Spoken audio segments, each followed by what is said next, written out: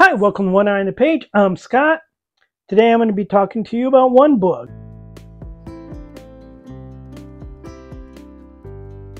So probably be less than 30 minutes in this video. Occasionally I just like to talk about one book that I enjoy or I think people should read. People might not know about it. Last time I talked about Robert McCammon's Boy's Life. I will link up in the corner here that video. This week I'm going to talk about Bluebeard by Kurt Vonnegut. Bluebeard is actually my favorite Vonnegut book. It is one of the books that I always mention whenever I do one of those top 10 books. That one and Boy's Life by Robert McCammon, usually Insomnia by Stephen King, the complete Calvin and Hobbes collection. Those four usually stick in the top 10. The rest of the top 10 just kind of switches around. I'm sure if I did a top 10 list right now, it would be different than one I did last year or one I do 6 months from now. Bluebeard, I believe, was published in 1987.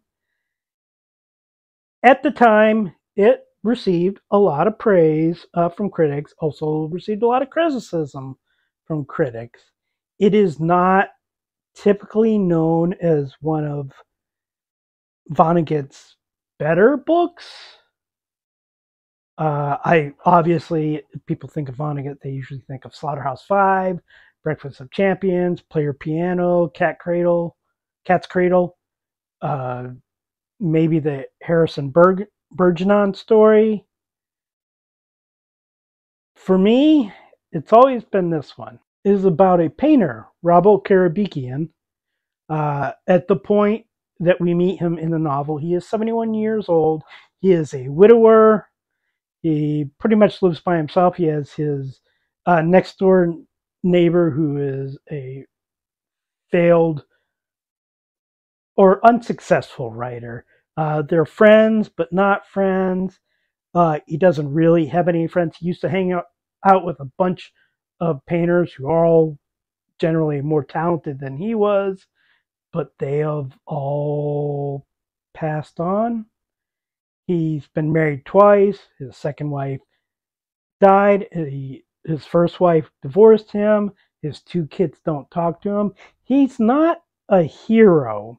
He's not really accomplished much with his life, at least not in a long time. He meets a woman on the beach, which is supposed to be his private property. Sergei Berman is her name. She is actually a successful writer, writing under the name, I believe, Polly Madison. She basically invites herself into his home and just never leaves, at least throughout the novel, generally. This is basically written as his autobiography that goes back to living with his parents, how they died, him becoming an apprentice to an artist, Dan Gregory, who is, of all the characters in this book, and I will tell you right now, and as somebody who feels like I have to be able to connect to the characters to be able to enjoy a book, there aren't very many likable characters, or shall I say, likable characters.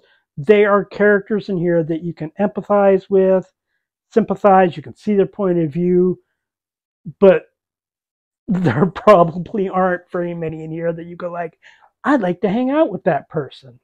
Not going to happen. But he becomes an apprentice. He falls in love with Dan Gregory's mistress.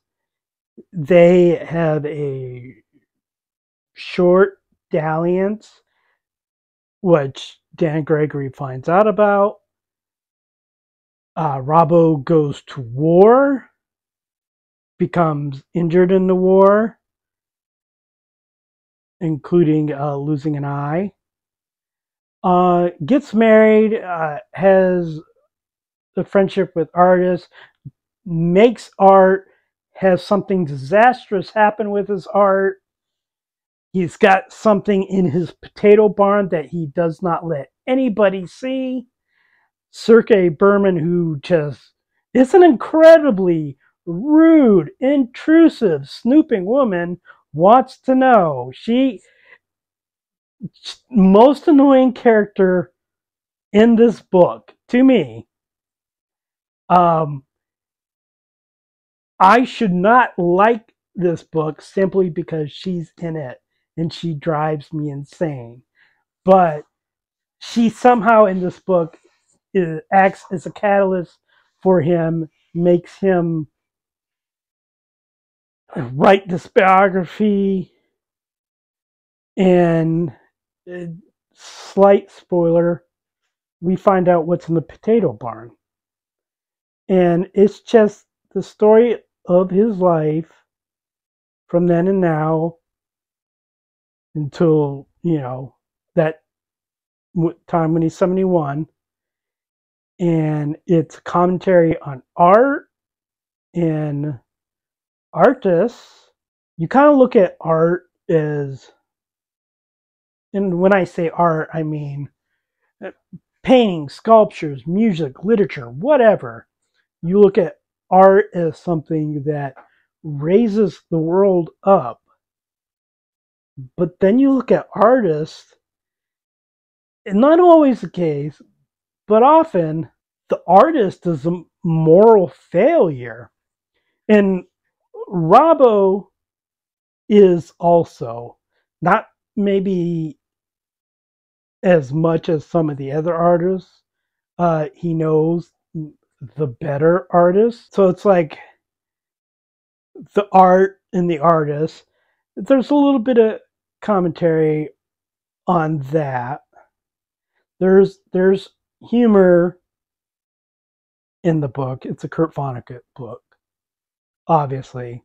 And it's just, I mentioned many times that the last chapter of Stephen King's Insomnia is the piece of writing I've read the most. The scene where we find out what's in the potato barn is not that high, but it's pretty high up there.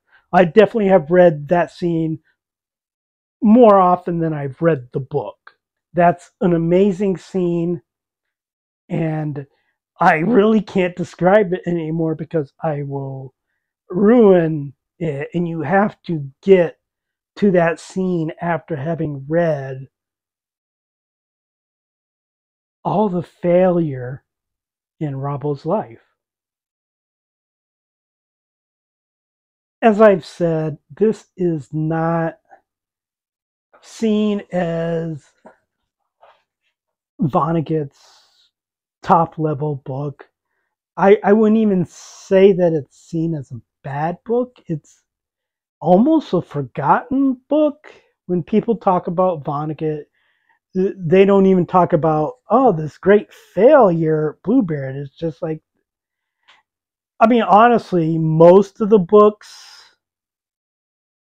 that Vonnegut wrote after the 70s don't really get mentioned a lot. And perhaps that could be it, that Vonnegut's time where he was seen as this great writer, maybe that time was in this little period of time, and stuff that was after it, still a great writer, or at least I think so, but just it was probably being in the movie.